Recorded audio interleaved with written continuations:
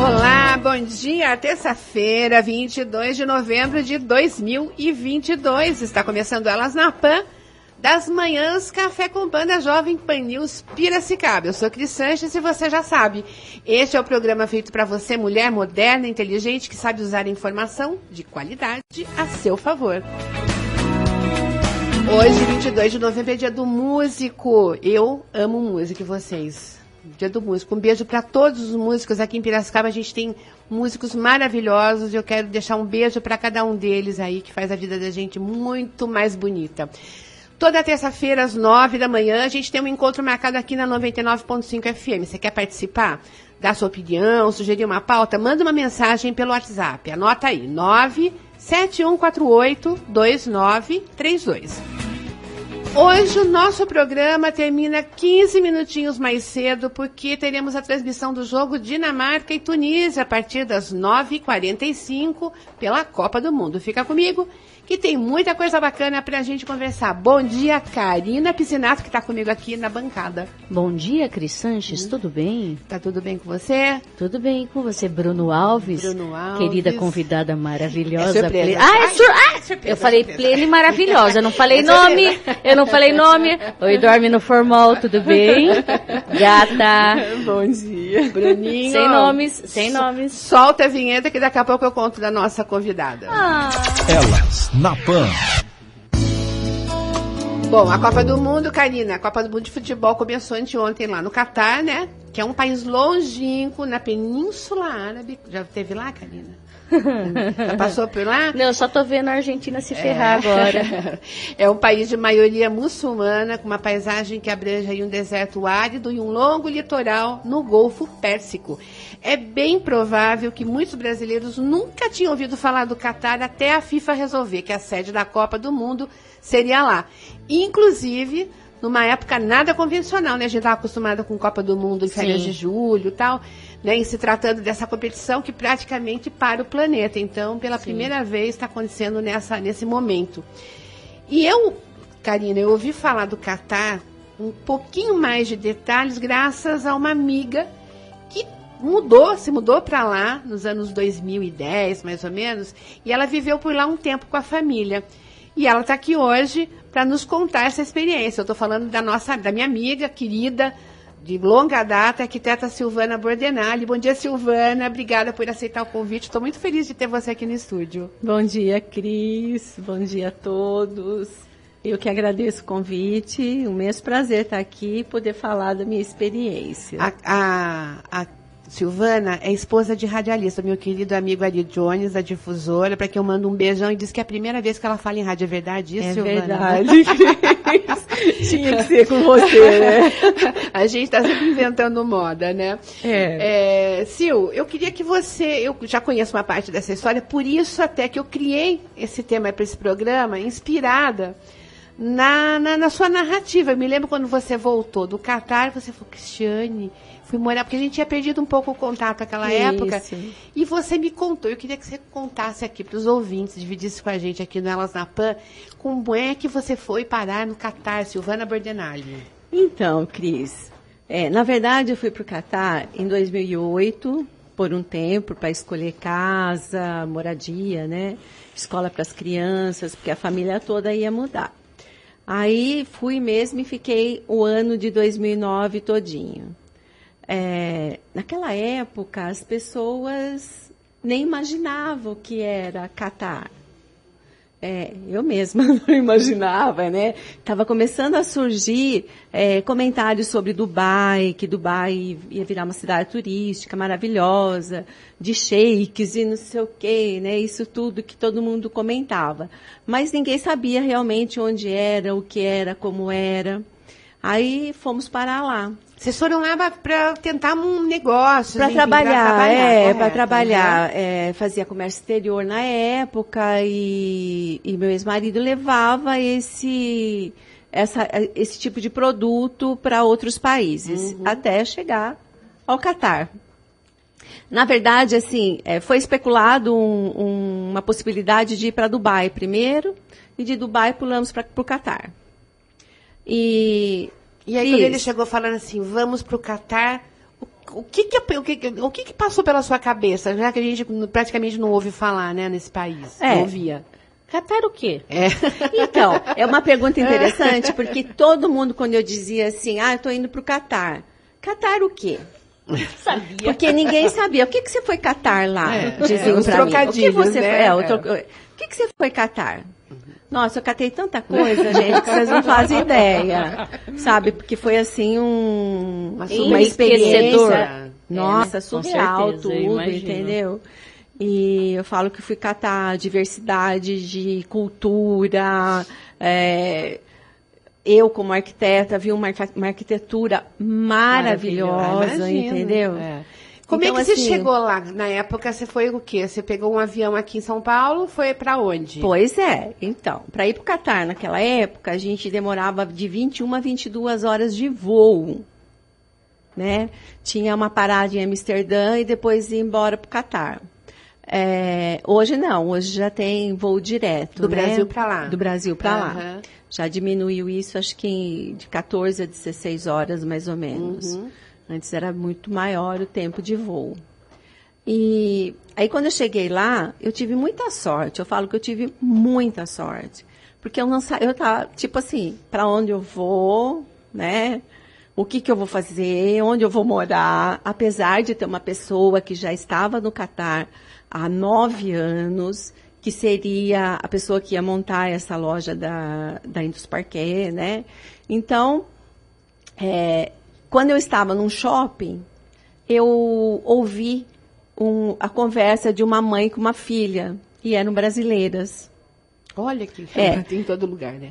E a gente é muito, brasileiro é muito dado, né? Muito solto. Aí eu cheguei, falei, dá licença, você mora aqui? Eu moro. Foi a minha grande amiga e a minha salvação no Catar, que foi a Rosana. É uma que eu conheci, que o marido era piloto da Qatar Airways. E eu acabei conhecendo todos os pilotos, porque eles moravam num condomínio, a Varig na época tinha fechado, e a Qatar acabou levando os pilotos para lá, e eles moravam quase todos no mesmo condomínio. Aí fiz boas amizades, claro, ótimas amizades. E essa Rosana foi que fez assim. A primeira coisa que ela me disse, pode contar comigo, o que você precisar, meu endereço é esse, meu telefone é esse. A primeira coisa que você vai fazer agora, você vai comprar um livro chamado Marhaba, que é o Bem-vindo. Lá tem tudo sobre o Catar, sobre Doha, né, porque eu fui morar em Doha. Na capital. Na capital. Aqui, lá nesse livro você vai encontrar tudo, sobre todas as escolas, sobre todos os restaurantes, sobre todos os hábitos, coisas que você pode fazer ou não, entendeu? Tinha tudo nesse livro. Foi a primeira coisa. E ela falou assim, a hora que você voltar, ela deu o nome de escolas, tal, o nome onde a filha dela estudava, o que me ajudou muito, né? E eu fui numa época para conhecer o Catar. Cheguei em Doha em agosto. Vocês não têm noção o calor que é em agosto. Qual é? A sensação. Vamos tomar Piracicaba como referência. É fichinha. É ameno. É ameno. Chegamos assim, dia 25 de dezembro. 22 horas de voo e tal. Chegamos no aeroporto, ok. A hora que abre a porta do aeroporto e você sai, a primeira coisa que eu disse, meu Deus, eu estava no céu, entrei no inferno, porque era muito, foi sabe aquela coisa do bafo mesmo, aquele impacto? Envolve, né? Eu que uso óculos, embaçou meu óculos, assim, de tanto calor. Umidade alta, porque é uma cidade litorânea, né? Isso. E aí, esse período, eu achei estranho. Eu falei, nossa, acho que vou morar no deserto mesmo, porque eu não via ninguém. Eu ia aos condomínios para escolher a casa onde ia morar, e não tinha ninguém, parecia abandonado. E aí eu disse ao corretor, né, que era árabe, que nos acompanhava, e eu falei, mas não mora ninguém aqui, está abandonado, porque o aspecto é de abandono, é muita areia, muita tempestade de areia, então tudo fica aquela janela toda cheia de areia, né? Eu falava assim, mas cadê todo mundo? Tá todo mundo viajando. Ah, no verão as pessoas viajam lá porque fica insuportável, insustentável ficar. Então a maioria dos árabes vão para a Europa essa época, entendeu? Mas suspende até a aula? Essa época é a época de férias. Ah. Entendeu? No meio do ano é época de férias. E aí, aí fui escolhendo onde morar e tal, mas essa foi a impressão que me deu. Você está detalhando e está sendo muito interessantíssimo, né? Mas eu queria até que você andasse um pouquinho mais para frente. Nós tivemos uma conversa prévia a respeito dessa nossa pauta aqui, né, Sil? E você mencionou, eu queria que você desse um pouco, como nós estamos aqui num programa feminino, que você falasse um pouco, enquanto mulher brasileira, o que é que você viu no Catar, em termos de cultura, que houve, assim, choque, gafe, que te impressionou, que é inimaginável para nós brasileiros, se mencionasse isso em 2 minutinhos, nós vamos para o break e depois você continua vários. Começa a conta do shopping, por exemplo. Do shopping. Primeira vez estou no shopping, eu estava andando de mãos dadas, não podia. Chegou um árabe na minha frente. Você não podia ficar de mão dada com seu marido? Não, você não pode ter nenhum tipo de afeto. Demonstração de afeto, você não pode em público. Você usava o véu? Então, quando eu cheguei lá, o véu não é obrigatório, para estrangeiros não é obrigatório, nem a burca, nada. Shorts não pode, mini saia não pode, leg não pode, e não pode, assim, você não pode mostrar, você tem que estar do pescoço e de preferência até a canela coberto. O que eles exigiam dos estrangeiros? Porque 90% da população do Catar é estrangeira. É estrangeira. Então, lógico que eles têm que se adaptar a algumas coisas, mas eles exigem. Então, a gente colocava uma blusinha de alça e colocava sempre a pashmina ou um casaquinho. Mas que nem a Cris mencionou que Doha é litorânea. Vocês podiam ir à praia? A gente podia ir à praia, podia usar biquíni. E ao mesmo tempo que você estava de biquíni na praia, ao seu lado tinha uma árabe de burca entrando na... Aos estrangeiros é permitido o uso da roupa de banho, mas as árabes muçulmanas tinham que usar burca. São nas praias públicas. Só que as praias públicas são muito diferentes das nossas, né? Bem isolado, assim, todo mundo entra com os carros, até bem próximo ao mar. E lá se fecha com os carros, assim, ao redor, né? Faz lá o seu churrasco, passa o dia. Tem uma farofa, né? Faz uma farofa brasileira, mas uma farofa tão chique que você não tem noção. É uma farofa de frutos do mar. Ai, que lindo! É uma farofa muito chique, muito legal, muito bacana. Prática, inclusive. Você compra no supermercado os kits. Os kits, né? A churrasqueirinha, muito prática. Cada uma tinha a sua individual, ia fazendo. Muito legal. E, enquanto isso, os árabes ficavam passando com o carro lá para trás, olhando a gente de biquíni. Binóculo. Eu vou pedir agora um não. break. Não, senhora, vai continuar contando para nós. Uma pergunta. O custo de vida lá é absurdo? O custo de vida é alto no sentido de moradia e escola, né? Mas lá você ganha muito bem. Tá, então acaba... Ok. É uma vida maravilhosa. Maravilha. Então, mas só mais uma... Mentira, vou parar. Vamos para a vinheta e para o break, Bruninho. Elas na Pan. Elas na Pan. 9h23. Estamos aqui de volta com Elas na Pan, que você acompanha na 99.5 FM, Jovem Pan News Piracicaba.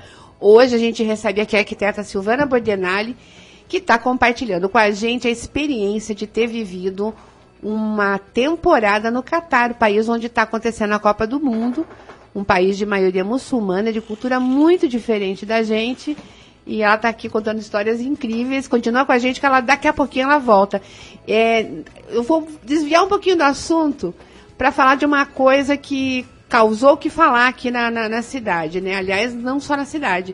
Deu o que falar a escultura do grande tricampeão mundial de Fórmula 1, Ayrton Senna, instalada no Autódromo de Interlagos, em São Paulo. O assunto foi notícia no mundo todo. E o mais bacana é que essa escultura, assinada pela artista multiplataforma Lalali Senna, sobrinha do piloto, foi feita aqui em Piracicaba pela Fundiarte. Euclides Libardi conta um pouquinho sobre o desafio de fazer esse trabalho de fundição, que tem 3,5 metros de altura e 550 quilos. Solta para nós, Bruninho. A sobrinha dele, que fez todo esse projeto, já era cliente minha, que era artista plástica, e a gente já havia feito várias coisas para ela. E aí, um belo dia, ela teve a ideia de fazer esse projeto grandioso aí, certo? E ela tem um ateliê lá em São Paulo. Topei a parada, ela foi muito feliz, né, na escolher o modelo com esse estilo facetado, certo? Uma ideia muito feliz dela de fazer. E o material também, que era para ser em bronze, mas o bronze ele escurece rápido, é um material nobre, mas escurece rápido, exige muita manutenção. Então foi optado pelo alumínio, que é mais leve. Foi também muito feliz, né, porque realmente ficou muito bom. Foi um trabalho que teve uma energia positiva desde o princípio que nasceu lá com ela até o dia da inauguração, que tudo correu bem, foi tudo perfeito, a fundição, montagem. E foi um trabalho grandioso, bonito, que deixa a gente orgulhoso.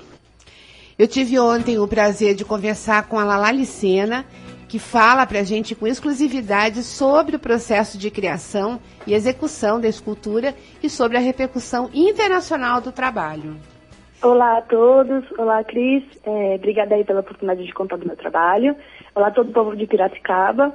Na verdade, eu tenho o maior prazer aí de dizer que a Fundiarte, né, que é a Fundição Artística aí de Piracicaba, é uma grande parceira no meu trabalho, já não é o primeiro trabalho que eu faço lá. Eu fiz muitas obras lá desde que eu comecei na carreira artística e por causa dessa confiança que eles foram, né, que a gente foi construindo ao longo do tempo, foi que eu tomei a decisão de fazer a fundição dessa obra tão importante na Fundiarte, que é em Piracicaba. Conta um pouquinho pra gente sobre essa obra. Você tem nas suas redes sociais aí vários vídeos relatando, mas dá uma resumida sobre, né, como é que surgiu esse trabalho tão e uma repercussão fabulosa, né, Lalali? É um negócio assim que tá tão incrível o trabalho que ela, não só pela expressão mundial que foi o Ayrton e que ele continua sendo, mas pela perfeição e pela qualidade da obra, né? Conta um pouquinho pra gente como é que você chegou. Como é que foi a trajetória, né? Porque houve aí um caminho a ser percorrido. Sim, na verdade essa obra começou... Esse é um projeto que tem bastante tempo já. Na verdade começou com um pedido da Neide Senna, minha avó, que é mãe do Ayrton, né? Ela estava acompanhando minha trajetória artística já, meus projetos, e veio fazer para mim um pedido. Ela falou assim, você está fazendo coisas tão lindas, eu estou amando muito o seu trabalho e eu queria te pedir se você não poderia fazer um busto do Ayrton, porque eu queria poder... olhar para ele, lembrar dele como ele era. Eu acredito que você vai conseguir fazer isso, porque eu acho que eu estava procurando um olhar da família, uma pessoa que tivesse conhecido ele intimamente, que pudesse trazer à tona essa memória de quem conheceu ele, né, da maneira como ele era para as pessoas próximas, né, que não está em nenhuma foto. E aí eu fiz o início desse projeto, que foi uma versão menor, né, a primeira versão desse busto foi feita de forma bem tradicional, em plastilina e numa escala pequena, escala tamanho 1:1. Inclusive, essa obra foi fundida também na Fundiarte em Piracicaba e está agora, hoje no Museu do Vaticano, a parte do acervo foi entregue para o Papa em 2019. Que bacana. E depois disso, a obra ficou muito boa, a família gostou muito e a gente resolveu fazer uma ampliação para que pudesse ser entregue para todos os brasileiros e fãs do Ayrton no mundo todo, né? Como uma homenagem, porque a gente tem recebido carinho de pessoas ao longo de todos esses anos, né? Desde que eu era pequena, eu tenho recebido, e a família inteira também. E estava faltando um lugar para a gente poder fazer uma homenagem para as pessoas que quisessem fazer uma homenagem ao Ayrton, poderem ir, né? Não tem um lugar público assim que tenha esse apelo no Brasil, infelizmente. E aí a gente resolveu fazer essa ampliação como família e dar de presente para os fãs. Então foi um projeto muito grande daí, que começou 3 anos atrás, e onde eu fiz essa ampliação, eu refiz um pouco da expressão e fiz uma versão facetada com uma característica mais de arte contemporânea, porque aí seria uma peça não sobre o meu tio para minha avó, né, mas sobre um herói nacional, um ídolo, né, para muitas pessoas no mundo todo, que representou o Brasil de forma incrível.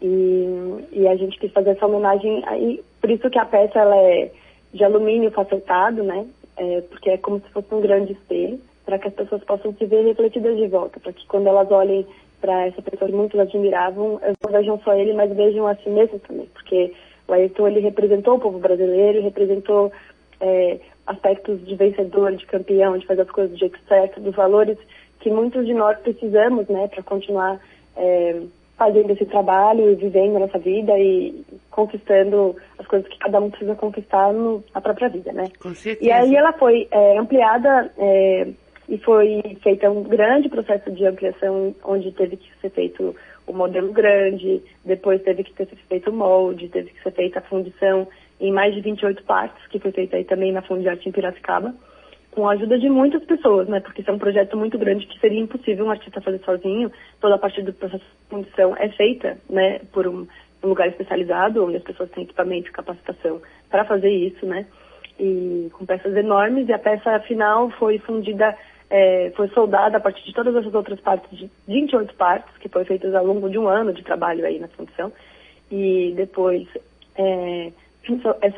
são soldadas e feitas uma peça inteiriça, né? Que foi justamente que foi instalada lá em Piracicaba para que eu pudesse fazer o acabamento, finalizar, né, os toques finais. Muito modelo bacana. Original que eu tinha modelado.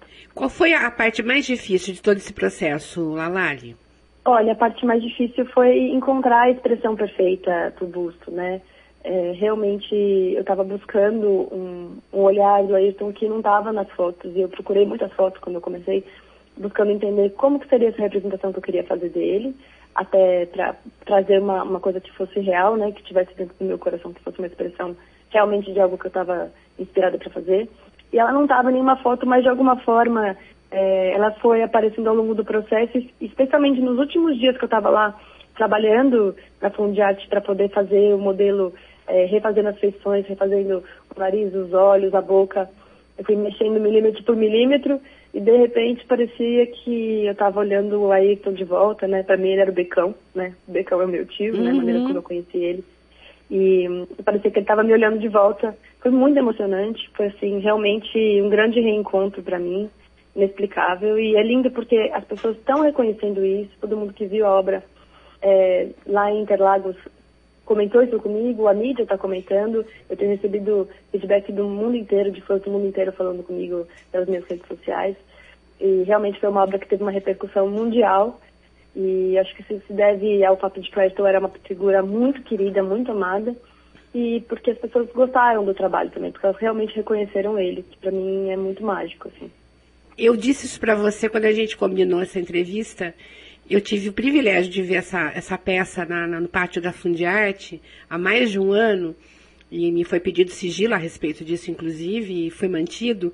E eu sempre fui uma grande fã da Fórmula 1. Meu pai foi no primeiro prêmio, Grande Prêmio de São Paulo, do Autódromo de Interlagos, o Grande Prêmio do Brasil, e eu assistia muito com meu pai os grandes prêmios, e o Ayrton era, logicamente, né, era um dos meus grandes ídolos. E quando eu vi essa obra no pátio e eu olhei para os olhos dele, e aquilo realmente me comoveu profundamente. Então eu quero te dar os parabéns mais uma vez aqui publicamente, porque você realmente conseguiu dar essa expressão tão especial que o Ayrton tinha no olhar, né? Era uma coisa muito dele. Então, parabéns. E eu tenho uma última pergunta a te fazer. O que você acha que o Ayrton diria se ele visse esse trabalho? Olha, primeiro, obrigada, né? Obrigada pelo elogio aí, fico muito feliz. Eu também fiquei muito feliz, na verdade. A gente trabalha, né, como artista, mas o que vai realmente acontecer é parte da técnica, é parte de não desistir, é parte do esforço, mas é graça de Deus também, de mostrar alguma coisa que está além das palavras e da materialidade, sabe? Isso que eu acredito e eu sou muito grata, assim, a essa oportunidade. Mas eu acredito, assim, duas coisas. O Ayrton era uma pessoa muito humilde, talvez ele ficasse um pouco assustado de ver um busto daquele tamanho dele mesmo, né? Apesar de que ele merecia isso e muito mais, na minha opinião e na opinião de muita gente. O que eu acho que é importante é que o Ayrton, ele estaria correspondendo ao amor das pessoas, né? Ele estaria correspondendo com muita gratidão, todo esse carinho de todos esses brasileiros. E é por isso que a escultura foi feita dessa forma, para que as pessoas pudessem ser esperadas de volta, o amor delas também, que acho que é o que ele estaria fazendo se ele estivesse aqui, né? Com certeza. Eu acho que ele ficaria contente com a homenagem.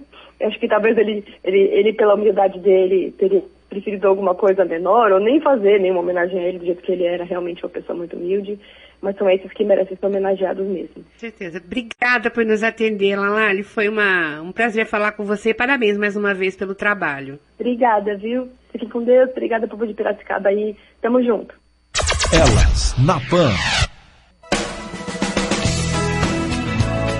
De volta, 9h34. Realmente foi muito bacana conversar com a Lala Licena, um talento e tanto.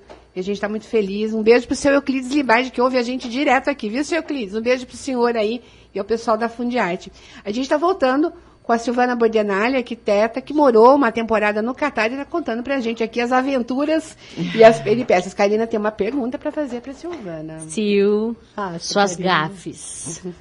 Conte-me tudo. Eu realmente cometi muitas gafes no começo, porque assim, no início, lá em 2009, a gente não tinha essa informação que a gente tem sobre o Catar, né?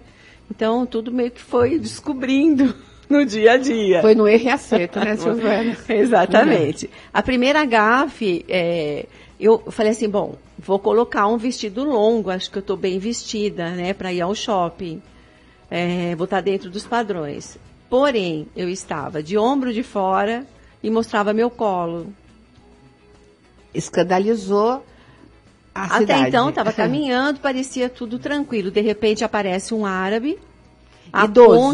Idoso. Aponta o dedo pro meu colo e começa a falar em árabe muito bravo. Eu falava, meu Deus, o que será que está acontecendo, né? E ele falava, gesticulava. Falei, bom, acho que eu entendi que eu não posso estar com o meu colo de fora. E o que você fez? Aí entrei já numa loja, comprei uma pashmina. Uma cacharel. Comprei uma pashmina e assim eu fiquei. Aí outra gafe foi assim, eu caminhava nessa época 6 km por dia. Saí daqui caminhando 6 km por dia. Cheguei lá, vou continuar caminhando 6 km por dia. Levantei e fui caminhar. Helena. Coloquei uma camiseta, como eu me vesti aqui. Coloquei uma camiseta, uma leg, amarrei uma outra camiseta na cintura e fui caminhar. Meu senhor, imagina aquelas avenidas com gente buzinando, árabe parando, gente gritando. As obras, estava todo vapor as obras do Catar, em Doha, né? Então, era funcionário das obras, os operários, gritavam, gente que vinha atrás de mim. Meu Deus, eu fiquei desesperado, voltei correndo para casa. Até que essa pessoa que já estava há 9 anos falou assim, nunca mais faça isso, porque mulher não caminha na rua. Sozinha, então nem pensar, né? Não. E se caminha de burca, uma vez ou outra, talvez uma coisa muito rápida. Primeiro porque o calor já não tem mesmo, não permite, a temperatura já não permite você caminhar na rua, Mas você né? estava inteira coberta. Mas não pode. A leg não pode. Tem parques maravilhosos lá em Doha, onde se faz caminhada, onde joga futebol os homens, porque eles gostam demais realmente de futebol. E uma vez eu fui caminhar enquanto jogavam futebol. Aí outra vez eu fui advertida por um árabe. Só que dessa vez realmente eu não entendi por quê. Mas tipo, um civil te para na rua e começa a gritar com você? Isso. Haram, coisa assim. Haram, o que é? É proibido, coisa pecado. proibida. Não, você imagina com guarda, sei lá, alguém Que é vai te pecado, não um entendeu? civil. Tipo, A gente tem que entender o seguinte, né? É uma cultura muçulmana e a gente tem que respeitar. Super A gente, rígida. assim, a gente tem que, na medida do possível, entender o que está acontecendo, quais são as regras do país, mas entender também que a gente espera um pouco de compreensão também para a nossa ocidentalidade, né? Mas eu acho que é isso que enriquece a vida da gente, né? A gente ter Você fez amizades com nativos lá ou não? Fiz amizades, e inclusive assim, eu não sei, eu ganhei um apelido lá de libanesa brasileira, entre os... É porque você tem uma cor morena, você lembra? Entre os brasileiros, né, que já estavam lá, eles me apelidaram de libanesa brasileira. E realmente, acho que tinha a ver, porque eu entrava no supermercado, as árabes de burca vinham conversar comigo nas gôndolas, sabe? Elas vinham conversar, falando em árabe, aí eu tinha que dizer que eu não falava árabe, que eu poderia falar em inglês. Mas algumas não falam, então elas pediam desculpa porque achavam que eu era árabe, né? Por causa das características. Eu percebia que tinha assim uma aceitação dos indianos comigo, uma simpatia, assim, sabe? As indianas também vinham falar muito comigo nos grandes mercados, nas lojas, né? E assim como as árabes.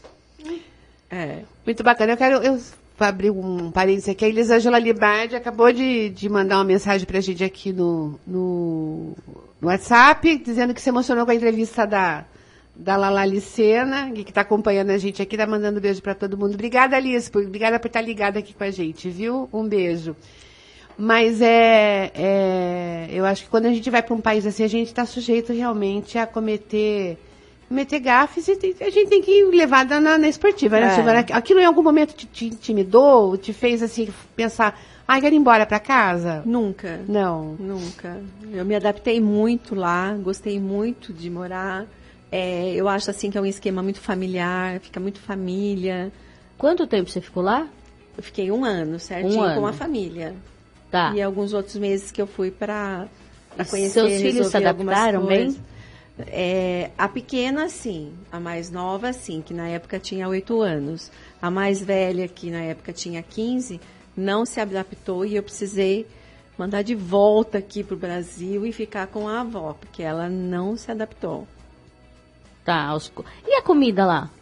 A comida é uma delícia, tem todo tipo de comida árabe, e a comida árabe é maravilhosa. Tipo o que a gente come aqui, esfirra, quibe cru, essas coisas. É muita fartura. Lógico, a gente sente falta do nosso feijão, a gente sente falta do nosso café, apesar do café árabe ser muito bom, mas a gente sente falta do nosso pó de café, né? Sil, sabe que nós estamos já indo para a reta final, nós estamos com 9 horas e 41 minutos, a gente tem que finalizar às 9h42. Eu queria que você falasse rapidamente aquele lance dos empregados, sabe? Que você via mulheres catares com várias empregadas, né? Empregados... Como é que é isso? As catares...